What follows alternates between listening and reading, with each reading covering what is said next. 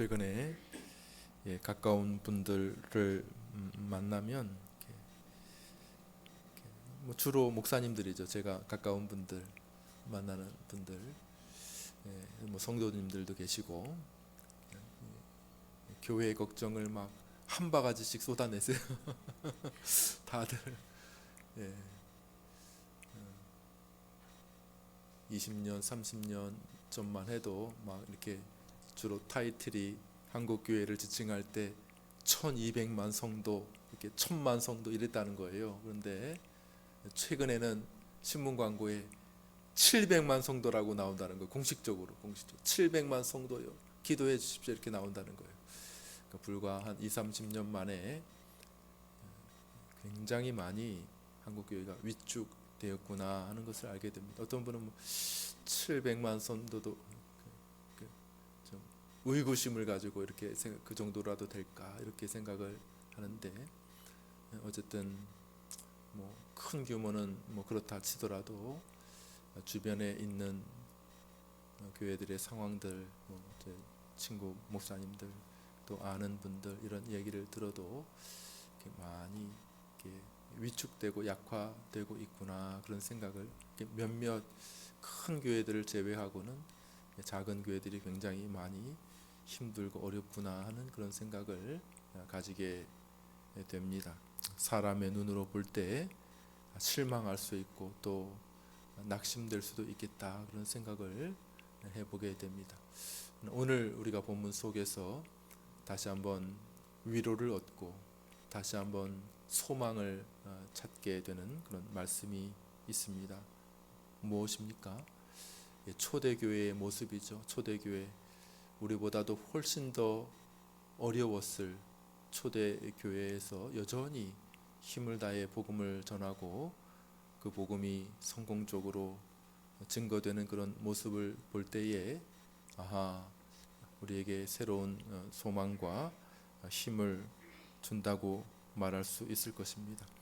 우리가 지금까지 몇 주간에 걸쳐서 살펴보았듯이 초대교회는 이제 막 태동된 그런 교회 아닙니까? 이제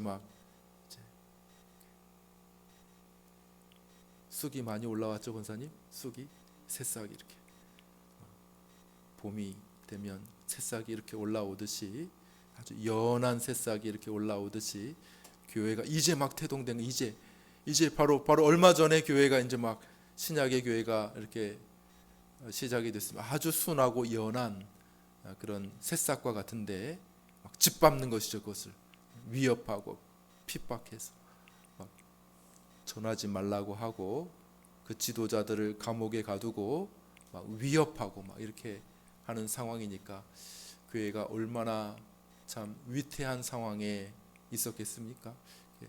촛불이죠. 촛불 가만히 둬도 촛불 막 이렇게 들고 가면 꺼지잖아. 이렇게 안 꺼지려면 어떻게 돼? 이렇게 가려가지고 막 이렇게 바람 불지도 않는데 실내에서도 이렇게 촛불을 하지 않습니까? 그런데 막 바람이 막 세차게 불어온다면 이 촛불을 어떻게 지킬 수가 있겠습니까? 아무리 뭐 품속에다가 막 집어넣고 막 한다고 하더라도 촛불이 꺼지지 않겠습니까? 그런 위기의 상황을 여러분들이 염두에 두실 수 있겠죠.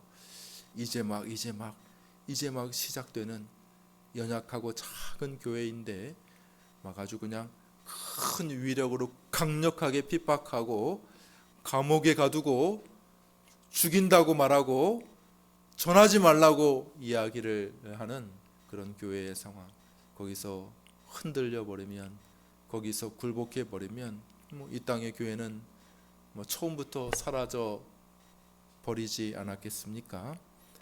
그런데 그 상황 속에서도 이 사도들, 초대교회 성도들이 아주 그냥 그 목숨을 걸고 귀한 하나님의 말씀을 전하게 된 모습을 보게 됩니다. 우리 사도행전 5장 29절, 오늘 본문이죠. 오늘 본문 한 번 더 읽어볼까요?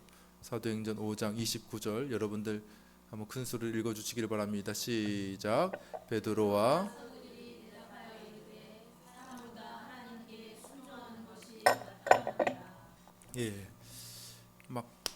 막 사도들에게 말씀을 전하지 말고 이 이름으로, 예수 이 이름으로 말하지 말라, 이렇게 막 말을 하고 있는 그런 상황 속에서도 이 사도들이 이렇게 주눅들지 않고 낙심하지 않고 용기 내요.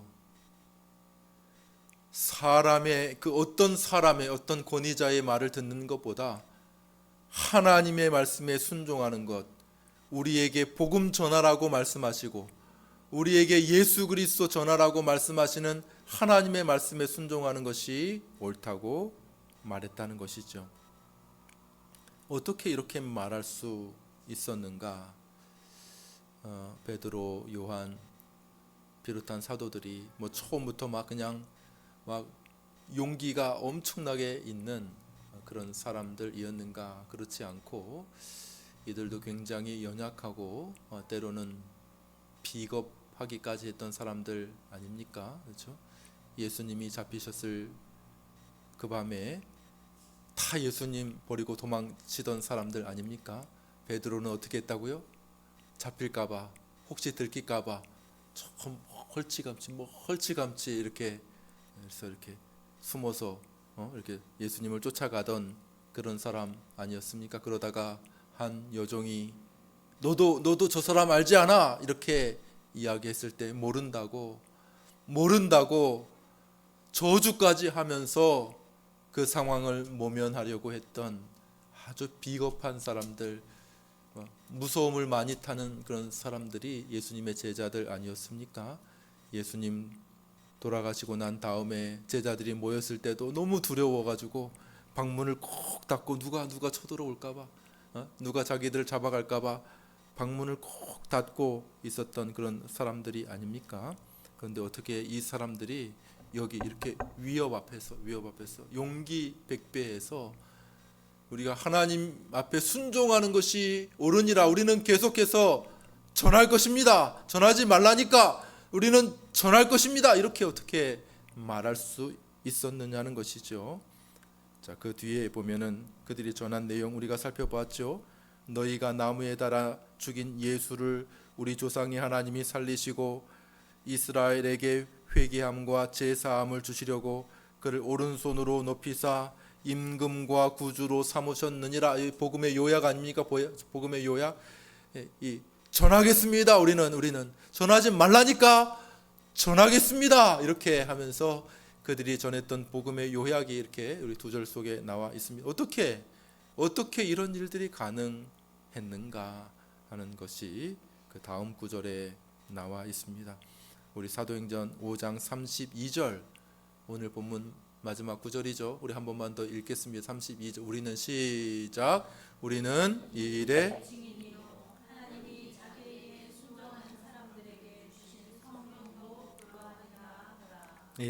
사도들이 뭐라고 말합니까?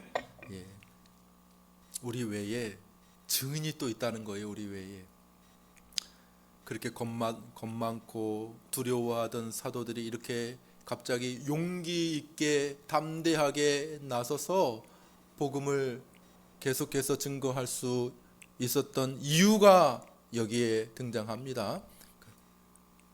우리만 복음을 전하는 것이 아니라 우리 외에, 한번 따라해 봅시다. 성령도 그러하니라. 뭐 하다는 거예요? 성령도 증인이라는 거예요.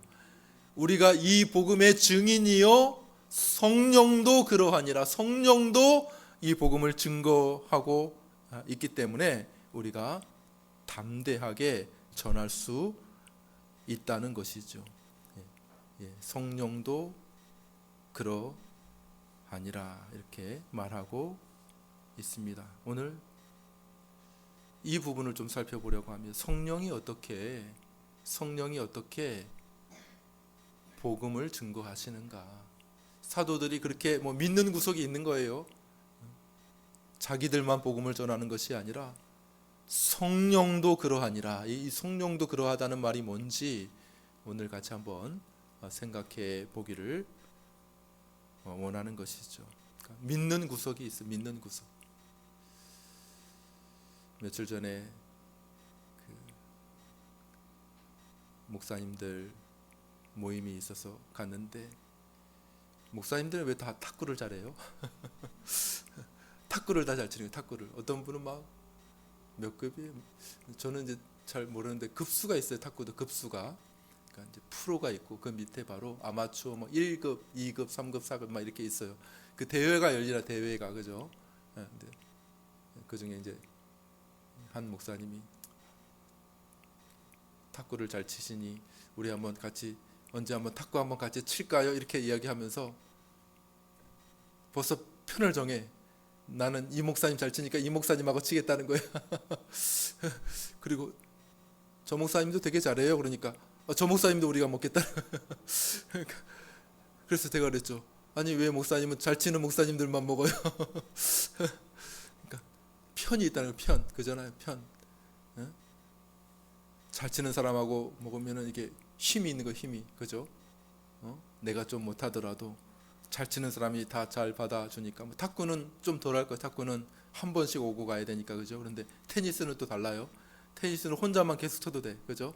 그러니까 잘 치는 사람하고 편을 먹게 되면 훨씬 더 유리해지지 않겠습니까? 학교에서도 어떤 과제가 팀플로 이렇게 나오게 되면 이렇게 서로 이렇게 좋은 팀에 들어가려고 하지 않겠습니까? 그죠? 나는 좀 못하더라도 거기 안에 아주 공부를 잘하고 실력이 뛰어난 아이가 있으면은 결과물이 좋게 나오니까 좋은 팀에 들어가려고 한다는 거예요. 제가 한번 들었습니다. 그 어떤 천재 소년 있잖아요. 천재 소년 아주 어린 나이에 이렇게 고등학교에 들어간 친구가 있는데 학교에서 왕따를 당해서 자퇴를 하게 됐다는 거예요. 자퇴를. 근데 왜 자퇴를 했냐니까 너무 어려운데 그 아이가 조금 아마 뛰어나긴 하더라도 아마 그 최고의 거기에서는 아마 좀 평균에 미치지 못했던 것 같아요. 그러니까 그 형아들이 나 저하고 쟤하고 편 안 먹어. 이렇게 하면서 걔를 좀 왕따 시켰다는 거예요. 왕따. 그죠? 잘 알죠, 우리. 매스컴에도 많이 나오고 떠들썩하게 지금 그래가지고 그런 거죠. 그래서 팀플을 하게 되는데 좋은 편하고 먹으면은 나는 조금 약해도 세지는 거예요. 세지는 거예요. 강해지는 거예요. 그죠? 훨씬 더 좋은 성과를 낼 수가 있는 것과 마찬가지인 것이죠. 이렇게 사법제도 안에서도 변호사의 비용이 막 천문학적으로 높아질 수가 있어요. 어떤 사람은 막 이렇게 변호사비가 20억이래. 20억 변호사비가 20억이래. 야, 그러니까 막 어떤 사람들은 변호사 군단이다요. 어떤 재판을 하는지는 모르겠지만은 20명이야, 20명. 변호사가 20명이야. 그 뒤를 다 커버하는 사람들이 사법 시스템을 이용하는데 그러니까 든든한 아주 똑똑한 사람들이 팀을 이뤄 가지고 딱 변호하니까 뭐 검사들도 무시해. 검사들도. 그러니까 변호사들이 얼마나 센지 그 변호사들이 어떤 사람이냐면 다 검사장들이야. 검사장들. 막 그다음에 판사들이야. 막 엄청나게 쫙 이렇게 있으면은 그러니까 사람들이 무슨 말 합니까? 한번 따라해 볼까요? 무전무죄, 유전유죄, 유전무죄. 반대죠, 반대. 무전유죄, 유전무죄 이런 말 있잖아요. 그죠? 왜 그런 말이 생겨요? 이게 어떤 변호사를 쓰느냐에 따라 이게 틀려진다는 거지 않습니까? 그럼 무슨 말 하려고 여기 멀리까지 왔습니까? 누구하고 편먹느냐, 누구하고 편먹느냐에 따라 완전히 달라진다는 것이죠. 근데 사도들의 말이 있습니다. 한번 따라해 봅시다. 성령도 그러하니라. 우리끼리만 복음 전하는 것이 아니라 우리가 믿는 구석이 있다는 거예요. 믿는 구석 뭐요? 성령 하나님이 우리와 함께 복음을 전하고 있다는 것이죠. 어떤 방식으로 전할까요? 어떤 방식으로? 첫 번째로 오순절날 성령 강림을 통해 성령께서 복음을 아주 강력하게 드러내시죠. 급하고 강한 바람과 불같은 성령이 임하여서 각각 그 언어로 다른 언어로 복음을 말하게 하시는 그런 놀라운 방식을 통해서 수많은 사람들이 예수님 믿게 하시는 오순절의 성령 강림 사건이 있지 않습니까? 베드로의 설교를 통해 3천 명이나 되는 사람이 한꺼번에 예수님을 믿게 되는 그러한 역사가 있었다는 것이죠. 베드로 혼자 한 게 아니라 베드로는 그냥 설교했어, 설교. 그렇지만 성령 하나님의 강한 임재와 역사 속에서 복음이 증거되게 하시니까 수많은 사람들이 예수님을 믿고 회개하는 역사가 일어나게 됐다는 거예요. 형제들아, 우리가 어찌할꼬. 성령 하나님께서 역사하시니까 그들이 자신의 죄가 분명하게 보여지게 되고 그 죄에 대한 하나님의 두려운 심판이 이렇게 깨달아지게 되니까 가슴을 치며, 그러면 우리가 어찌 해야 되겠는가? 우리가 이 두려운 심판에서 벗어나려고 하면 우리가 어찌 해야 되겠는가? 이렇게 말했을 때에 주 예수를 믿으라 이렇게 이야기를 하니까 많은 사람들이 예수님 앞으로 나오게 되는 그런 역사가 있지 않았습니까? 강한 오순절의 역사 속에서 성령께서 친히 사람들 앞에 예수 그리스도를 증거하는 그런 역사가 있었던 것을 보게 됩니다. 그러나 그 외에도 일반적인 방식으로 성령 하나님께서 사도들 안에 큰 변화를 일으켜 주신 것이죠. 사도들 안에 큰 변화를 일으켜 주셨어요.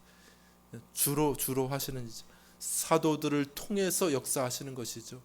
그죠? 말씀의 증거자들을 통해서 하나님의 그 말씀, 복음을 전하라고 하시는 그 하나님의 말씀에 순종하여서 그 말씀을 증거하는 자들을 통하여서 성령께서 역사하시는데 어떤 일이 있게 됩니까?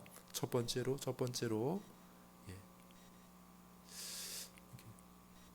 놀라운 지혜와 능력을 받게 되는 그런 일들이 있게 됩니다. 사실 사도들은 어떤 사람들입니까? 대단한 사람들이 아니었습니다. 그들 대부분은 어떤 사람들이었습니까? 어부들. 그리고 또 세리.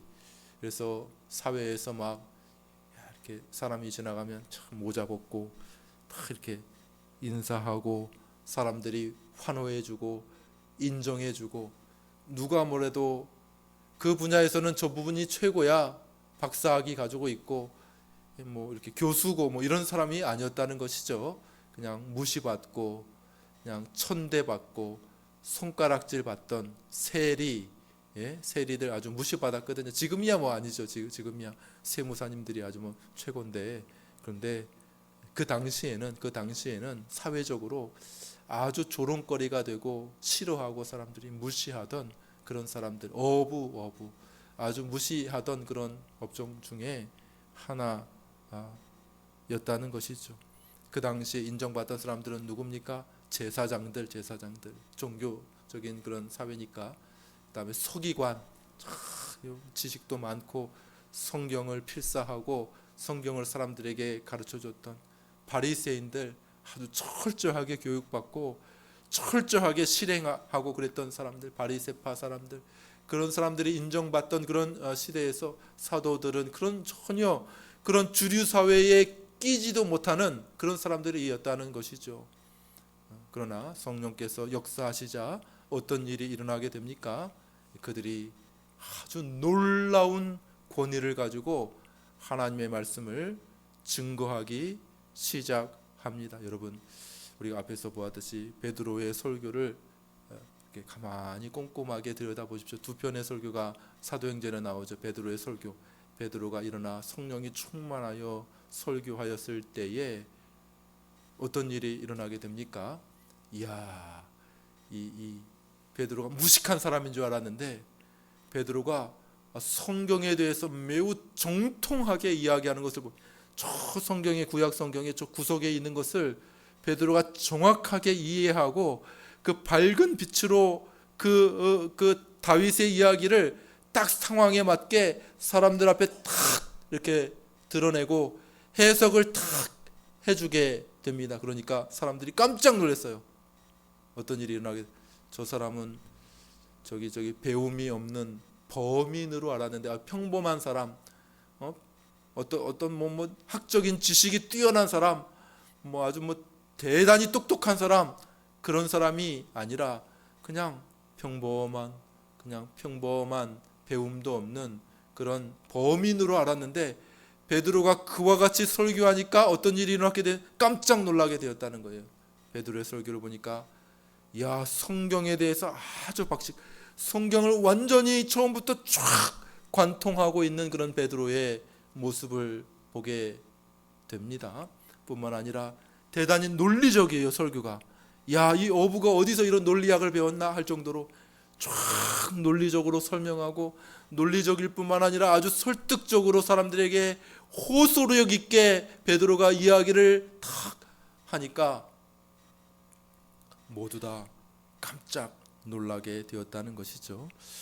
여러분, 성령께서 놀랍게 역사하실 때에 이런 일들이 일어나더라는 겁니다. 저 사람은 그렇게 배운 적도 별로 없는데 야, 어떻게 저런 일들이 일어나게 되는가? 아주 그냥 말문이 터졌네, 말문이 터졌어, 막 이렇게. 야, 요즘에 이렇게 가끔씩 이렇게 정치인들을 연설하는 걸 보면 야, 어떻게 연설을 저렇게 잘하지? 이렇게 뛰어나다, 이렇게 볼 만한 그런 사람들이 있지 않습니까? 그런데 뭐 그 사람들은 훈련을 통해서 많은 책을 읽고 이렇게 해서 그렇게 되었다. 근데 보통 평범한 사람들이 그렇게 이야기하면 너무나도 놀라운 일 아닙니까? 근데 성령이 놀랍게 역사하시게 될 때에 평범했던 사람들도 놀라운 방식으로 하나님의 말씀을 전하는 그런 일들이 있게 되었다는 것이죠. 일반적으로 말해서 성령께서 강하게 역사하시는 곳에 이 이성도 튀어져, 이성도. 그래서 선교사님들이 이 땅에 와서 했던 일이 뭐예요? 주로 학교를 많이 써요. 학교를. 그러니까 계몽이 일어나 무식한 조선의 백성들에게 지적인 능력이 일어나고, 요즘에 뭐 이렇게 어떤 여자 대학교 이렇게 뭐 초대 총장 뭐 그 이야기들도 뭐 하는 것 같은데, 어쨌든 이렇게 뭐 유수의 대학들이 다 초기에 우리 선교사님들이 오셔서 세우셨던 그런 학교들 아닙니까? 그죠? 그러니까 지적인 자극이 성령의 역사로 말미암아 놀라운 지적인 자극이 일어나서 막 교육이 막 개혁이 되어지는 그런 일들이 일단에서 일어나게 됩니다. 성령의 역사하심이죠. 저 사람은 굉장히 배운 것도 없는 평범한 사람인데 어떻게 저와 같이 달변가가 되어서 유창하게 말씀을 전하는가, 이렇게 생각하게 되는 것이죠. 두 번째, 성령께서 어떤 사람을 강력하게 역사하실 때 어떤 일이 일어나게 됩니까? 그 사람이 막 담대해지더라는 것이죠. 제자들이 원래 앞에서도 말했듯이 비겁한 사람들이었고 권력자들을 두려워했고, 예수님이 잡혔을 때에 그 스승조차 지키지 못하고 버리고 도망치던 그런 사람들 아니었습니까? 예, 그런 사람들이었죠. 그럼에도 불구하고 성령께서 그들 가운데 충만하게 임하게 되죠. 어떤 일이 있게 됩니까? 놀라운 담력을 가지고 있는 것이죠. 놀라운 담력으로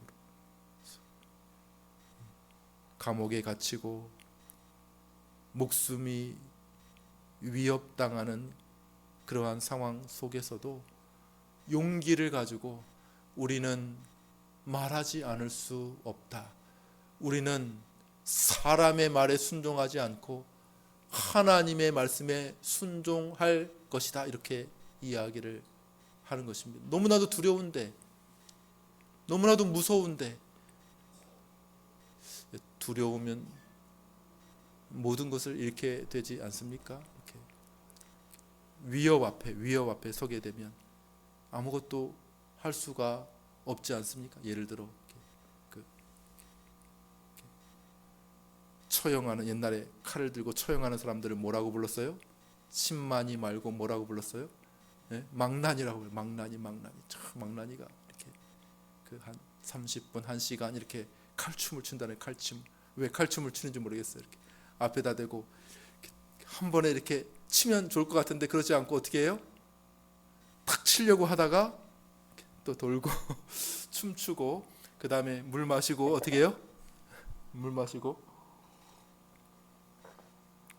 막 푹 하고 막 이렇게 머리 막 흥크러뜨려 가지고 망나니가 이렇게 하면은 그 앞에 있는 포승줄에 묶여 있는 사람이 칼에 베이기도 전에 쓰러진대요. 칼에 베이기도. 너무너무 들어.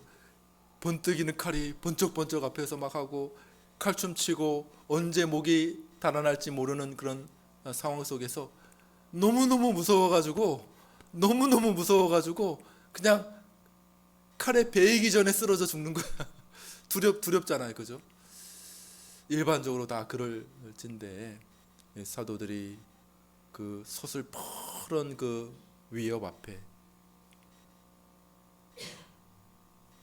이 이름으로 말하지 말라고 희번떡거리는 그 눈빛으로 사도들을 위협하고 협박할 때에 사도들이 어떻게 주눅들지 않고 담대하게 그럼에도 불구하고 나는 복음을 전하겠노라 이렇게 말할 수 있었겠습니까? 그것은 뭐예요? 한번 따라해 봅시다.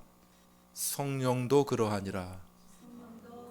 예, 그들 스스로가 아니라 그 안에서 역사하시는 성령 하나님께서 그들을 붙들어 주셨기 때문에 가능한 줄 믿으시기를 바랍니다.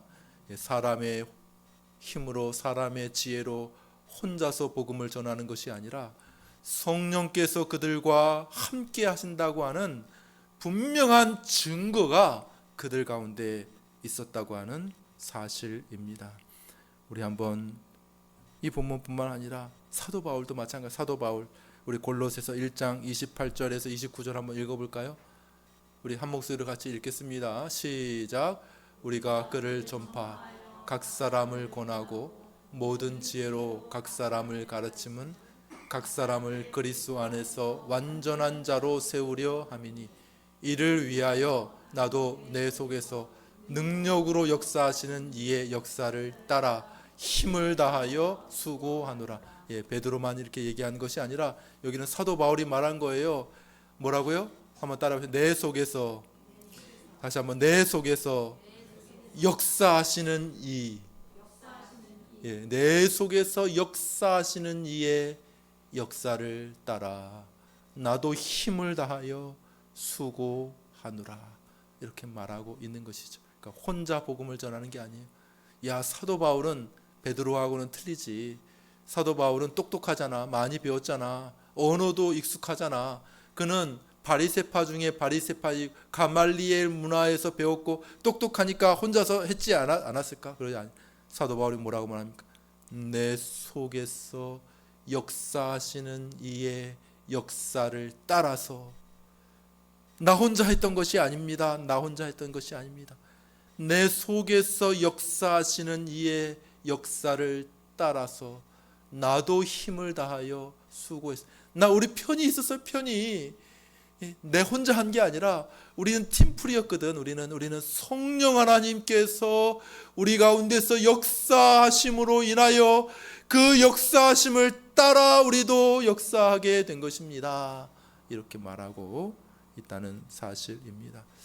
여러분, 이 일은 교회의 역사, 2000년 역사를 보게 되면 너무나도 많이 일어났던 것을 보게 됩니다. 교회가 너무 힘이 없고 교회가 너무나도 어두워져 있었던 중세기를 우리는 암흑기라고 불러. 암흑기, 천년, 중세기 천년.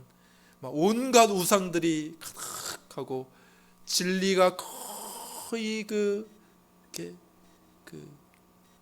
실종되어 있는, 진리가 거의 숨통이 조여져서 질식되어 버려져 있는, 그래서 진리의 빛이 거의 발견되지 못하는 그냥 온갖 거짓과 우상들이 가득해 있고, 뭐 여러 성상들, 마리아 숭배, 뭐 개인적인 여러 가지 잡동사니 우상들, 미신들이 가득 들어와 있고, 그냥 음악적으로, 미술적으로, 문화적으로는 뭐 겉포장은 기독교야, 기독교. 크리스찬돔, 그죠? 기독교 큰 기독교 세계야, 대기독교 제국이야. 그렇지만은 실제적으로는 그 안에 온갖 우상 숭배들이 가득하고 참다운 성경의 진리가 사라져 버렸어. 그래서 교회가 참다운 모습으로 가지고 있지 못했을 그 당시에 하나님의 성령께서 역사하시니까 어떤 일이 있었습니까? 성경을 자국말로 번역해서 사람들을 가르치려고 하면 이단이라고 취급해서 처단하려고 했던 그런 사람들 앞에서 참된 하나님의 진리를 말하니까 그를 끄집어 내려가지고 그를 죽이려고 하는 그런 일들이 가득한 시대 속에서 성령께서 사람들을 몇 사람을 붙들어 주십니다. 성령께서 그 중에 종교개혁의 빛을 발했던 그런 어떤 기롤라모 사보라 롤라라고 하는 유명한 사람은 뭐라고 말합니까? 막 그 설교가 성경적으로 반듯한 설교를 하니까 사람들이 막 좋아하게 인기를 끌게 되었습니다. 교황청이 회유를 해요. 회유. 교황청에서 교황청 회유를 해가지고 뭐라고 얘기하냐면 추기경 잘해줄게. 추기경. 교황 다음이 추기경. 추기경 밑에가 주교죠, 그죠? 추기경 몇 안돼. 이 추기경단이 교황단이라고 불려요. 교황. 추기경 안에서 교황이 뽑히게 되는 거예요, 그죠? 추기경 자리를 줄게 이렇게 얘기하니까 기롤라모 사보라 롤라가 뭐라고 말합니까? 나는 추기경의 붉은 모자를 받기보다는 순교의 피로 물든 붉은 모자를 쓰겠다. 이렇게 이야기를 한 아주 유명한 일이 있지 않습니까? 존 후스, 기롤라모 사보라 롤라 이런 사람들이 일어나게 성령께서 강하게 역사하시. 루터, 칼빈, 쯔빙글리. 그래서 종교개혁의 빛이 이렇게 쫙 이렇게 밝혀지게 되지 않습니까? 18세기 영국의 부흥도 마찬가지죠. 그런 일이죠. 성령도 그러하니라. 성령도 그러하니라. 사람들끼리만 복음을 전하는 것이 아니라 성령도 그러하니라. 성령께서 친히 복음을 나타내 주시고 증거하신다고 말할 수 있는 것이죠. 말씀을 맺습니다. 어느 때보다도 교회들이 많이 어렵고 그런 힘든, 그래서 저마다 어떻게 되냐, 이 교회, 한국 교회 어떻게 되겠지 이렇게 걱정하는 그런 시대입니다. 그래서 우리끼리만 보면 야 그렇구나 낙심할 수 있고 또 무기력해질 수 있는 이때에 우리가 오늘 이 말씀을 붙들어야 할 줄로 믿습니다. 다시 한번 큰 소리로 따라해 봅시다. 성령도 그러하니라. 이것이 우리가 이 위기를, 이 어려움을 돌파할 수 있는 희망의 빛이 될 줄로 믿습니다. 우리끼리만 복음을 전하는 것이 아닙니다. 우리끼리의 힘과 노력으로 한 사람도 예수님 믿게 할 수 없습니다. 그 누구도 우리의 힘만으로는 한 사람도 예수님 믿게 할 수 있는 능력이 있는 사람이 없습니다. 그럼 누가 있어야 돼요? 성령께서 도와주셔야 될 줄로 믿습니다. 우리가 복음을 전하지만은 성령께서 역사하시면 그 안에 역사하셔서 죄를 보여주시고 예수 그리스도를 나타내 주시고 영혼에 깊이 침투하셔서 그 영혼을 살리시고 믿게 하시고 그 영혼으로 하여금 예수 그리스도 앞에 나오게 하시는 일은 누가 하시는 일입니까? 성령님이 하시는 일이에요. 사람이 아무리 말수안을 가지고 그렇게 설득한다 하더라도 되어지는 일이 아니라 성령이 함께 하실 때에 예수님 믿게 되는 역사가 일어나는 줄 믿으시기를 바랍니다. 우리도 합니다. 우리도 합니다. 나도 힘을 다하여 합니다. 그러나 그 전에 뭐가 있어요? 우리끼리만 하는 것이 아니라 성령도 그러하니라. 내 속에서 능력으로 역사하시는 성령의 역사를 따라 나도 힘을 다하여 수고하노라. 이것이 복음을 바르게 전하는 성경적인 바른 방식임을 기억합니다. 그러므로 낙심하지 않습니다. 첫 번째로 한번 따라해 봅시다. 낙심하지 않는다. 예, 낙심하지 않습니다. 왜요? 왜? 나만 있는 것이 아니고 같은 팀 먹어서 팀 뭐예요? 성령님이 우리와 함께 계셔서 우리 안에 성령께서 역사하시는 줄로 믿습니다. 그 어떤 팀원보다 훨씬 더 강력한 팀원이 우리에게 있는 거예요. 예? 어떤 위대한 사람보다 훨씬 더 강력한 팀원이 우리에게 있는 줄로 믿습니다. 여기에 뭐 많은 사람들이 있고 500명, 뭐 5,000명, 5만 명 이렇게 있으면 좋겠지만은 그 수백만 명보다 누가 더 강력해요? 성령님이 더 성령님. 어떤 예전에 한 목사님이 하시는 말씀이 있더라고요. 늘 교인들이 침체에 있었대요. 늘 침체. 본인에게 우리보다는 크지만 늘 수십 년 목회를 했는데 아주 뛰어난 목사님입니다. 아주 한국 교회가 다 잘 아는 훌륭한 목사님이에요. 그런데 늘 성도들이 한 150명 왔다 갔다 했는데 본인의 말로는 145명이라 하더라. 145. 성도들이 늘 침체에 있어. 기도원에 갔는데 늘 침체에 있어. 왜 우리 교회는 이렇게 성장하지 못할까? 이렇게 했는데 목사님이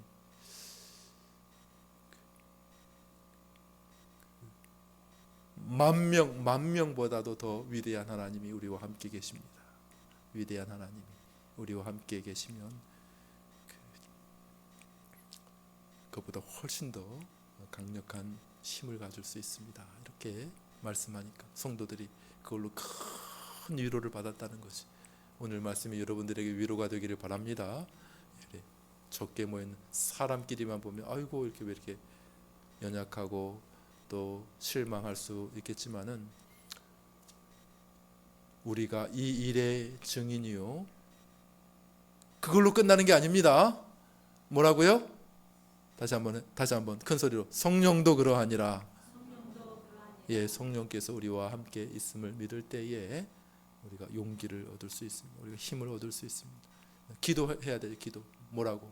성령님, 성령도 그러하니라고 하는 그 말씀이 진리인 줄로 믿습니다. 그 성령도 그러하니라고 하는 그 말씀이 오늘날 분명하게 역사하고 드러나게 하여 주시옵소서. 이것이 우리의 기도의 제목이 되어야 할 줄로 믿습니다. 우리끼리만 모여 있는 것 아니고 우리끼리만 복음 전하는 것이 아니라 우리가 이와 같이 할 때에 성령도 그러하다고 하는 이 초대교회의 또 역사 가운데 수없이 많이 보여주셨던 그 놀라운 역사가 성령도 증인이시구나. 성령도 예수 그리스도 전하시고 계시는구나. 성령도 우리와 함께 역사하고 계시는구나 라고 하는 분명한 증거가 우리 가운데 있게 하여 주시옵소서. 이렇게 우리 함께 기도하며 믿음을 가지고 소망 가운데 나아가실 수 있게 되기를 주님의 이름으로 축원합니다.